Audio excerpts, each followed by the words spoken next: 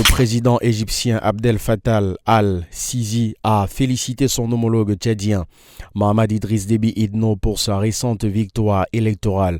Lors d'un entretien téléphonique, les deux dirigeants ont exprimé leur volonté de renforcer les relations historiques entre l'Égypte et le Tchad, ainsi que de renforcer leur coopération à tous les niveaux.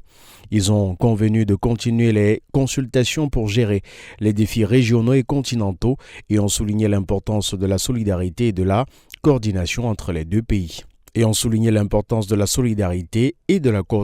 Entre les pays africains.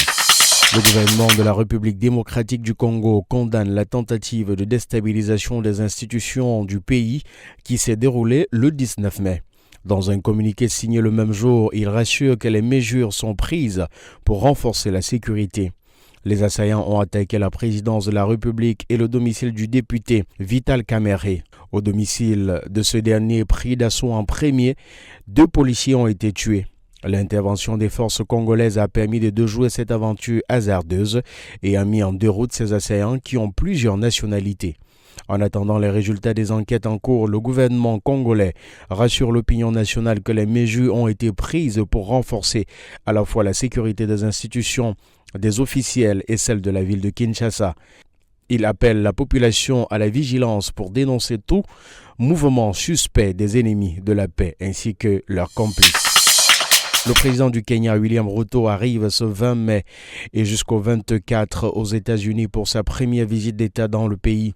Cela fait plus de 15 ans qu'un leader africain n'a pas été reçu en visite d'État par Washington. William Ruto va d'abord passer 2 jours à Atlanta, puis se rendra ensuite à Washington où il sera reçu par son homologue Joe Biden.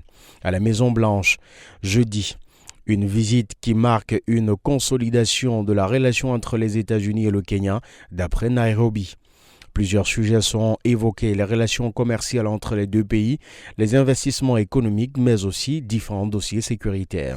Le vice-président de la Confédération africaine de volleyball, le général Idriss Dakoni Adiker, et le vice-président de la Fédération tchadienne de volleyball, Dehe Wakalo Adoum, ont participé à l'Assemblée générale ordinaire et élective de la Confédération africaine de volleyball, zone 4, qui s'est tenue du 17 au 19 mai 2024 à Kinshasa, en République démocratique du Congo. À l'issue de ces réunions, Bello Boudane, président de la Fédération camerounaise de volleyball, a été élu par consensus président de la Confédération africaine de volleyball, zone 4, pour un mandat de 4 ans à partir du mois d'août prochain.